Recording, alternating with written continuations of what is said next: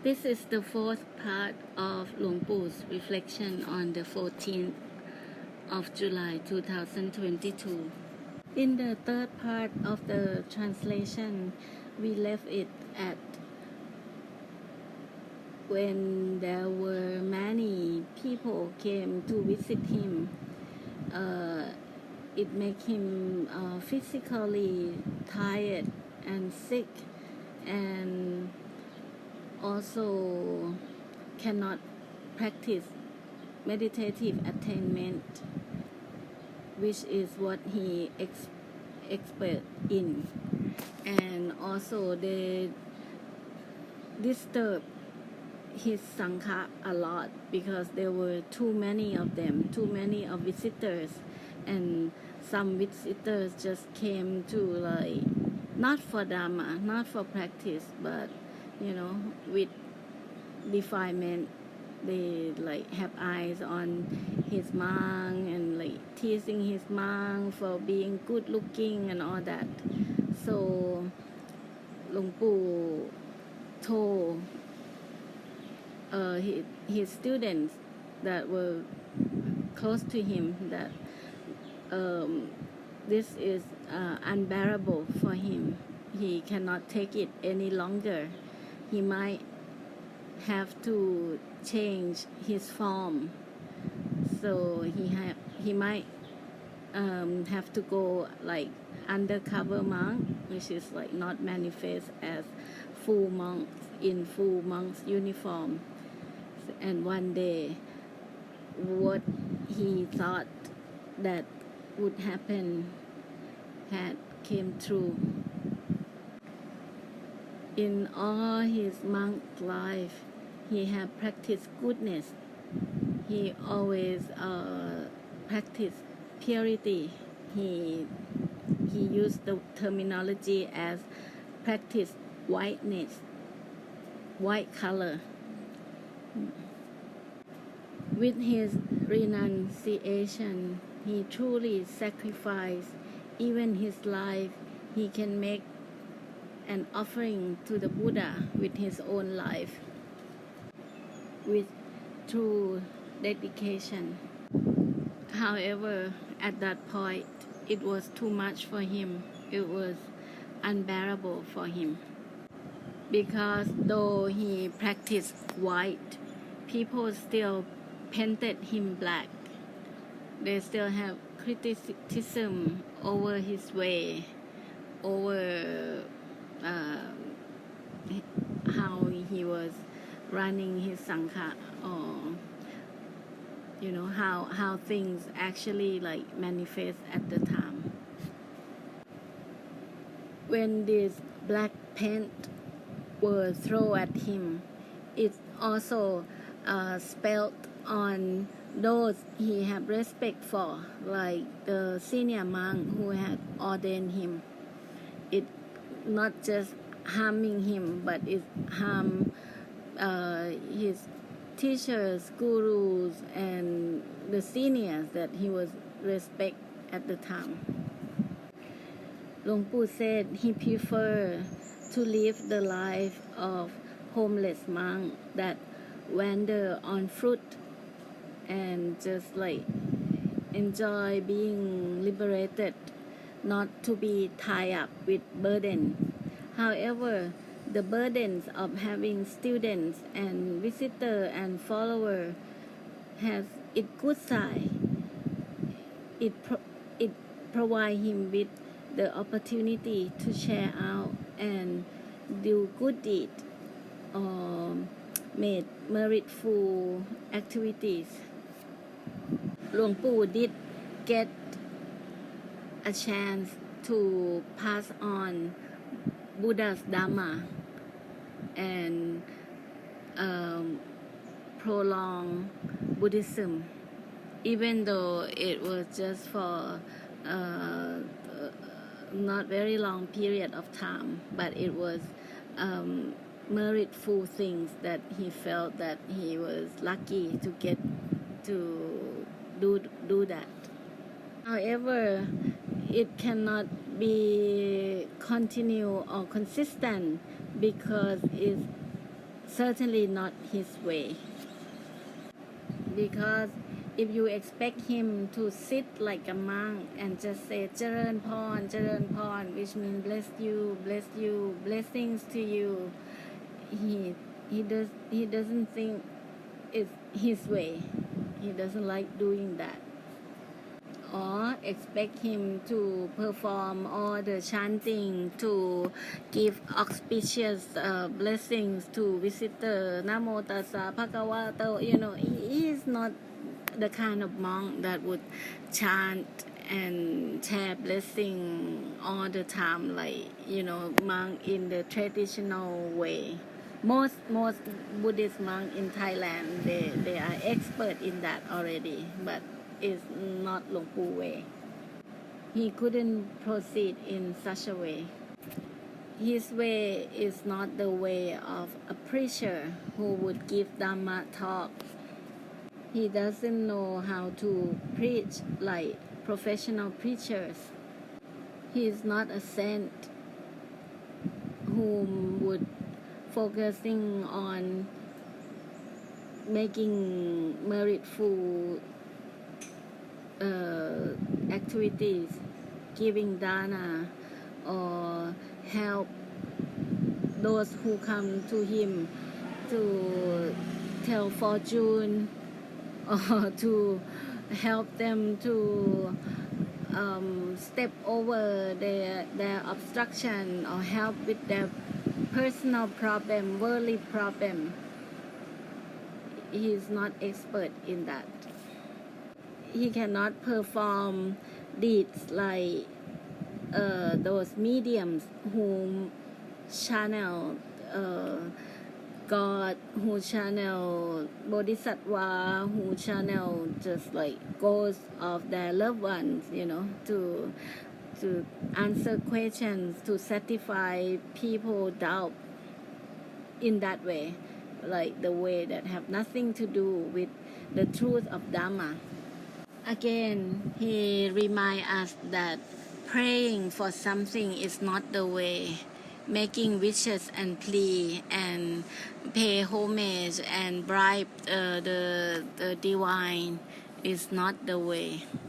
Like, don't come to monks and spiritual guru in order to get something back, some achievement of your wish.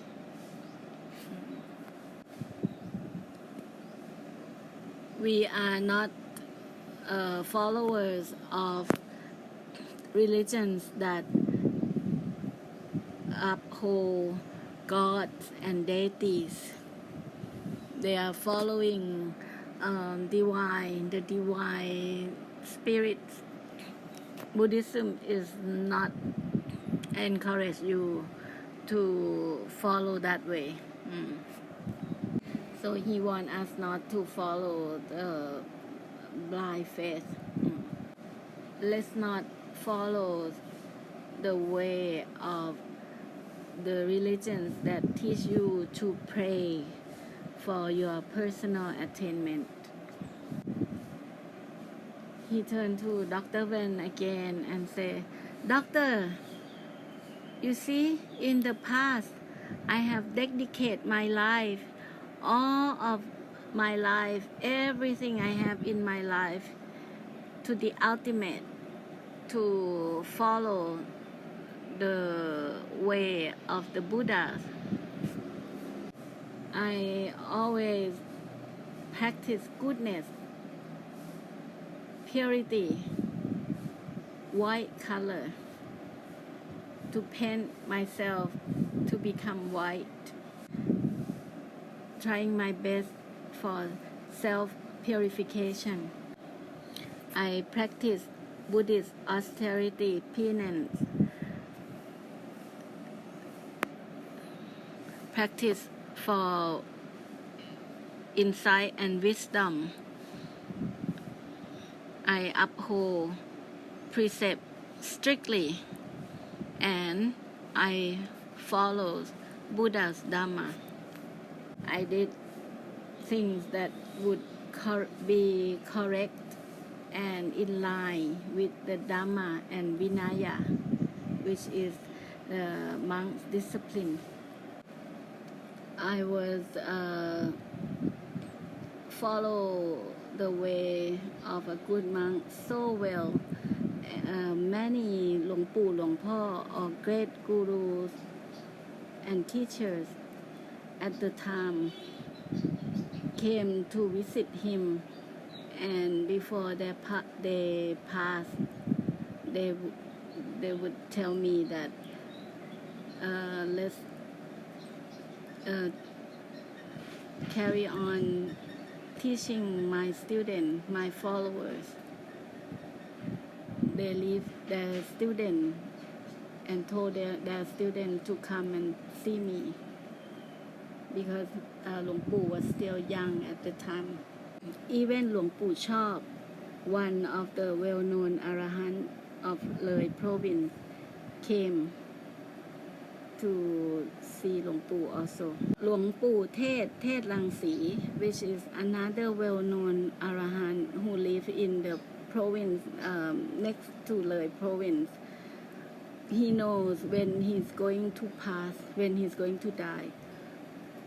He also came to หลวงปู่ our หลวงปู่ said that I know that my time is up, so I will leave my student to you, because I know that now I cannot go on to pass on Buddha's Dhamma for my student.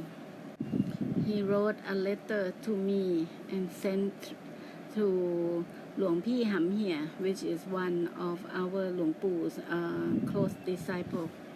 The letter was sent from หลวงปู่เทศ temples called วัดหินหมากเป้ง and then หลวงปู่ sigh, my burden at the time was heavy. The burden was heavy because he have not trained to become a teacher or guru to others. His working experience was being a soldier, and his own practice is Kammathan Vipassana, so it's like self practice, self Dhamma practice. He doesn't have any experience in teaching or taking care of Sangha. All in all, he said he loved being นักบวช he loved being monk. It gave him the opportunity to sacrifice. The night before he changed his robe to ordinary clothes, he called for a meeting with all his followers, and they were having an all-night meeting, Dhamma gathering. And then he did a role play of how he addressed to his Sangha at that night. So he addressed them as, welcome my friend who had joined the same merit field.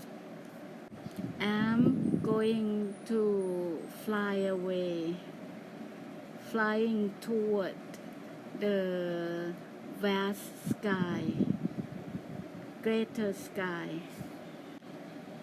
I will fly into the sky all alone. No one can follow me or catch up with me. And the next day, he just jumped on Ham Yai, which is the name of his pickup truck, and then he just left that Sangha. หลวงปู่ recited a poem. It goes like this: putting on my shoes and tread all over the land. Life is chaotic, in vain, has nothing, nonsense, with no essence. Then he continued saying that since the day he left the tip of the mountain, it now has been 25 years already. Even though now he's going undercover, not with monk uniform, but his true color as นักบวช still remain. True monk color still stay with him.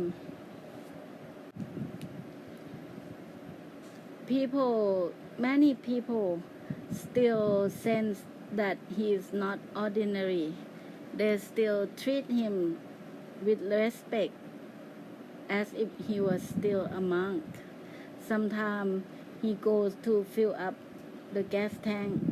After paying for petrol, he would go into the convenience store and buy something, and with the money that he got back, the change that he got back from making purchase, he would make dana, give to some children.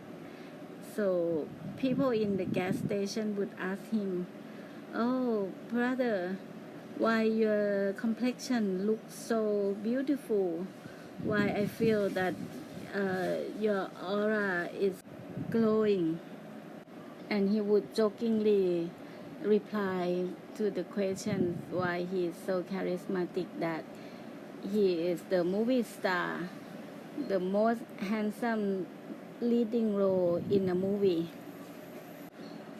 Then they would ask him like which movie he play his star in, and he would say the name of the movie ผู้ยิ่งใหญ่แห่งเขาเหลียงซานภาค 2.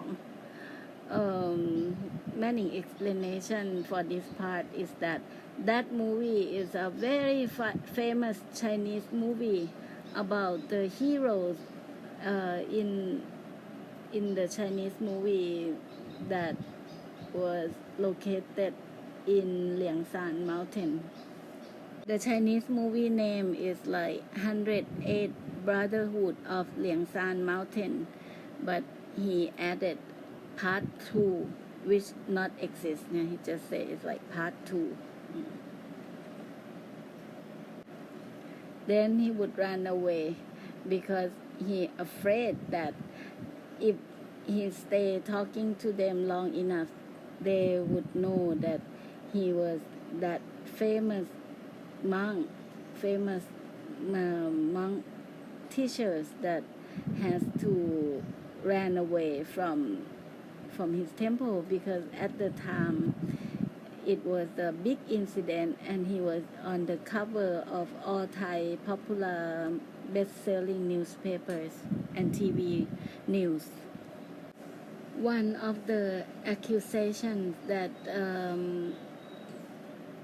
the official gave to him and his sangha was that he tend to be a communist, like joining the Communist Party. At that time, Thailand was very fearful of communism and think those who follow communism are threat to the country. He was like thinking to himself, he had fought for over 10 years to protect the country from becoming a communist country. But now they accuse me for being a communist. He have bring peace and happiness to the Thai people. He has protect our country. He had sacrificed to save the country from danger. Many of his